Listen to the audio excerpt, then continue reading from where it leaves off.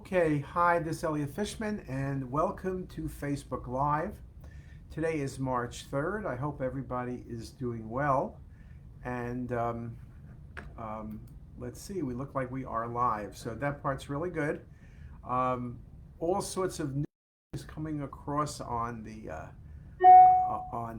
set here, so we'll just see what we can do. Um, in terms of everything going well, I hope everyone is doing well. I hope everyone's being safe. I hope everybody is getting their vaccine. I think the U.S. has announced vaccines are going to be available. Everyone should be vaccinated by May, so it may be earlier than that. So let me first say hello to Max, my grandson in New York. Max's school is closed today because the Teacher's Day. I don't know why I need a Teacher's Day, but Max is off, and we were doing, him and I were teleconferencing earlier today. Max knows a lot, particularly about the Star Wars characters. If I ask Max how old was Yoda, Max knows the answer. Max, how old was Yoda? And Max is waving. Yoda was 900, just a small little trivial point. Anyway, it's kind of interesting. If you looked at CTisus this morning, on this day in history, in 1918, the first case of that flu, the great flu, happened today, March 1918. Now we're March 2021, and I think Hopkins sent a note yesterday that said that the first case at Hopkins was March 12th. Okay, so literally, exactly almost the same time, just about 102 years apart. So that it's just one of the most amazing things. Now, it's interesting, it took a little more than 2 years for to get group immunity because there was no vaccine in those days. And then, of course, after that was 1920, and we had the Roaring Twenties. We're hoping with the vaccine things will be better earlier, but I have to admit, I don't know what all of you think, and most of what people do is guess. Unfortunately, I will guess that I do not think we will be having any in-person meetings like a Hopkins course or the RSNA or the main society meetings. I think till sometime in 2022, maybe about 1 year from now.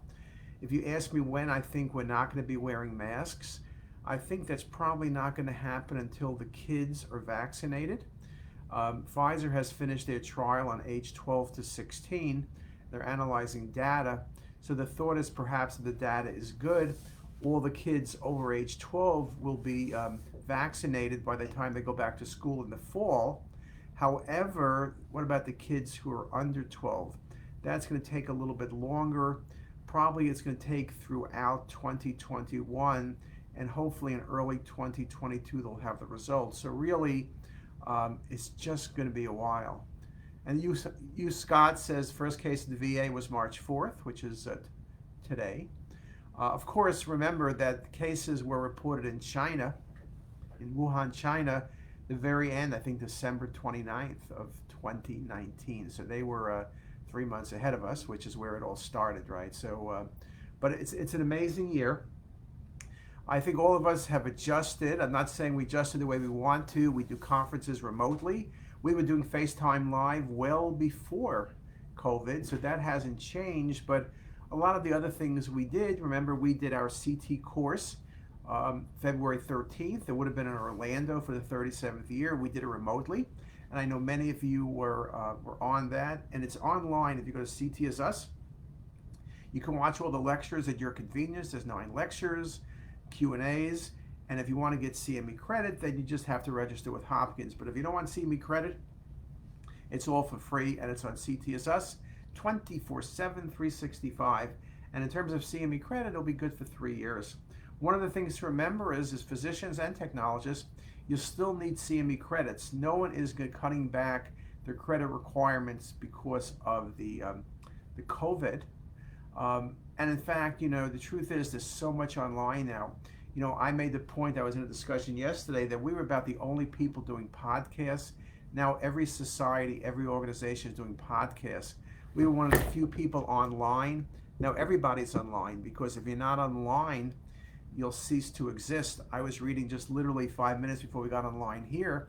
Disney is closing 20% of their stores and may close another 20% because at the end of the day, they found that people can buy things online.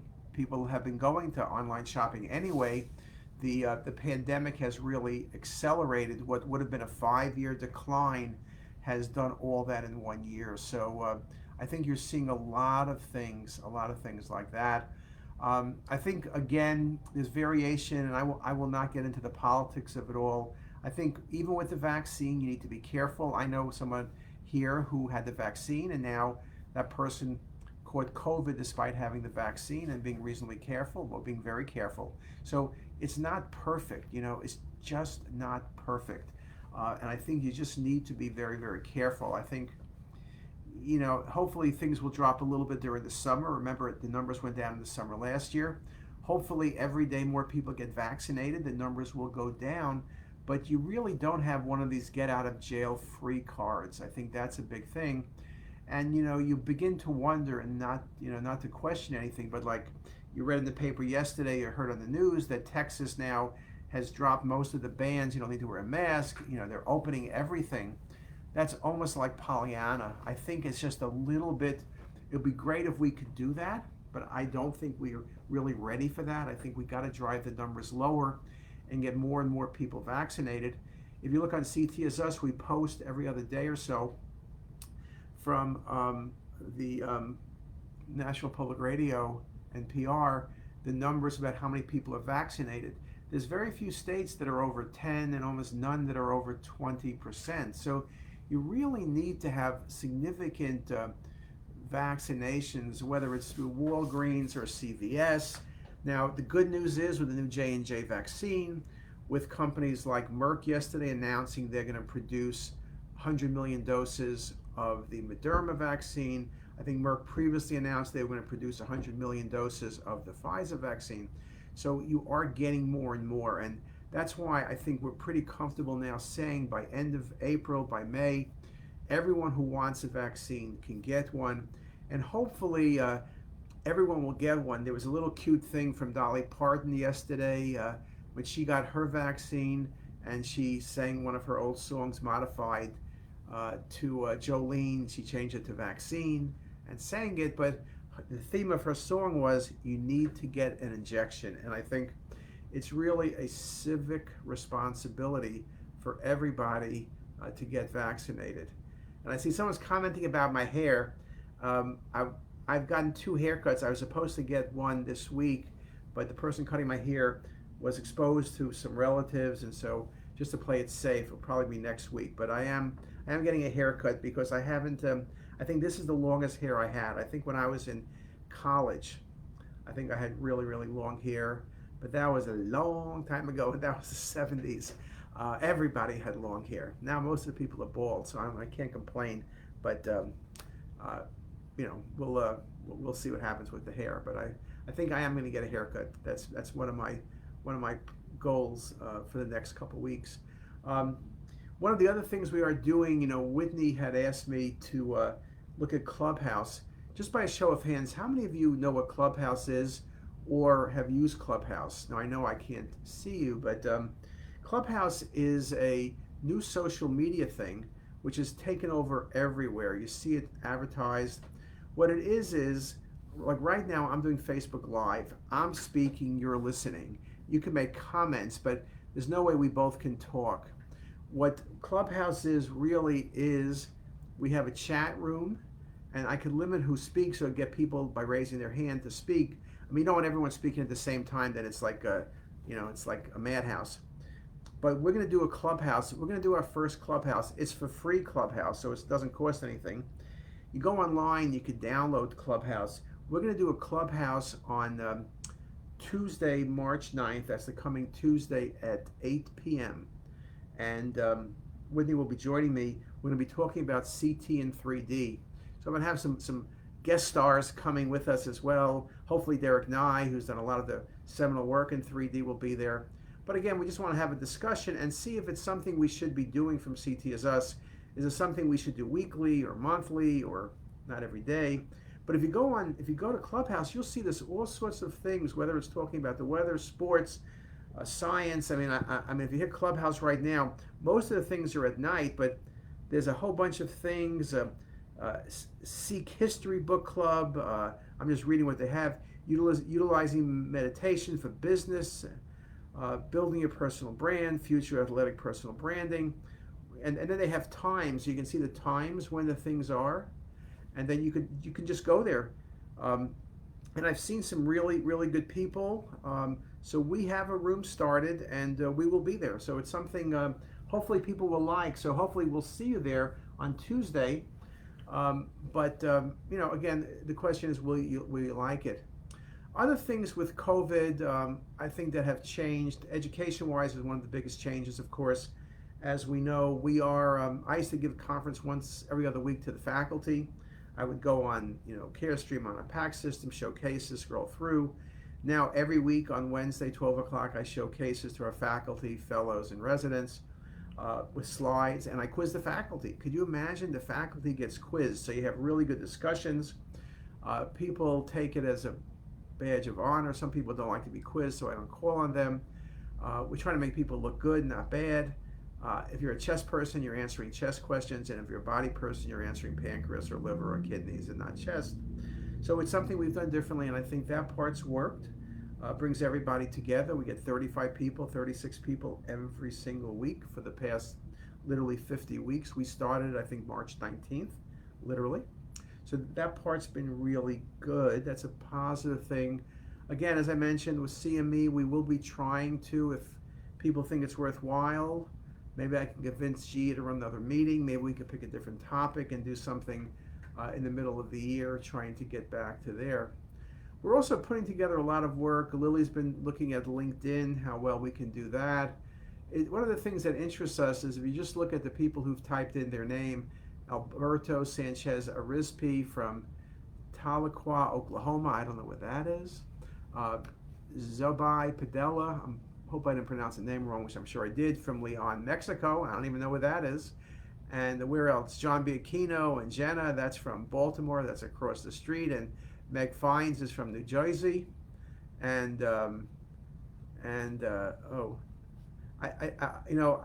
a second I wondered, I thought maybe Christmas was coming because happy birthday, Jesus. Oh, that's Jesus, who's one of our supreme techs. So happy birthday, Jesus, as well. For a second, I thought we were ready at Christmas time. That would have been a really, really, really fast year or a really, really slow year, depending indeed how you look at it.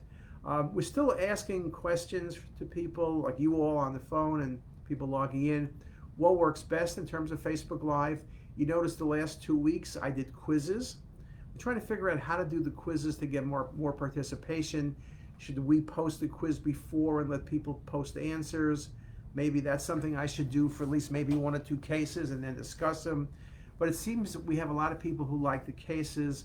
I know for some of the text perhaps is not what you're that interested in. So we're trying to figure out ways of doing things differently. One thing we did with Facebook previously, I would often have visitors.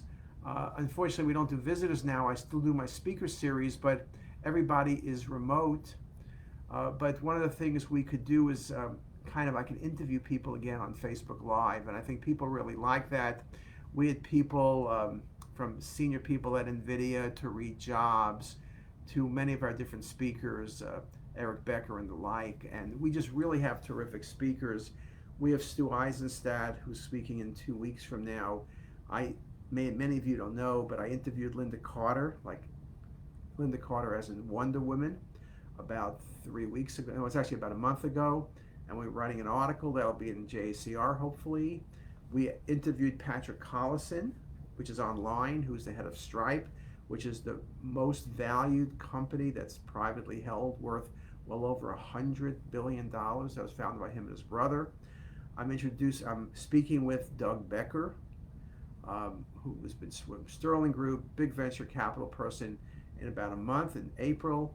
And then I'm speaking with Jason Kravitz, who's senior person at Microsoft, in May. So we have really, really good speakers. There's a couple other surprise speakers perhaps coming along as well. We try to do it once a month. I would love to have you guys join us. The challenge I have, of course, is The one time we posted the Zoom outside of Hopkins, people kind of bombarded us. People always misbehave, so that's really a challenge. I know Zoom has had much better security since the early days of March, April, May, but I'm just a little bit afraid. So really, we limit it at this point. You get an email, and it's a Hopkins mailing list. But if anyone's super interested, if you email me, perhaps I can get you on our list. But I think that's about it. If anyone has any questions, it's a good time to ask because we're running at the 19-minute mark.